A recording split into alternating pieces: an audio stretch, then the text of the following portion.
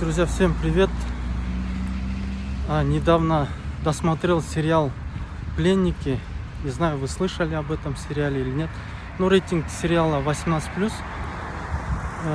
То, что говорит о том, что там есть, да, немного, да, жестокость там. Не в плане жестокости, вообще сам сериал предназначен, да, для категории старше 18 лет. Чтобы психику, да, не портить там молодым. В общем, смотрите,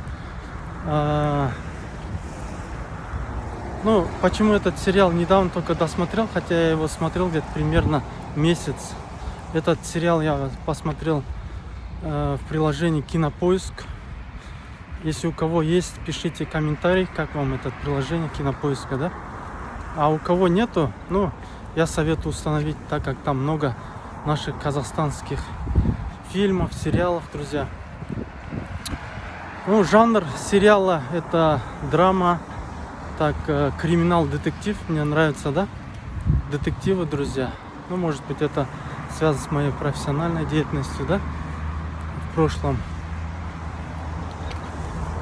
Потом рейтинг сериала тоже заинтересовал. Он составляет 8,2. Все, что выше, да, 7 баллов мне всегда заходит, друзья. Краткий сюжет, да, то, что сотрудник, да, опер УБОПа, да, управление по борьбе с организованной преступностью. Там написано, что он честный опер, не берущий взяток, да, расследует самоубийство одной девушки.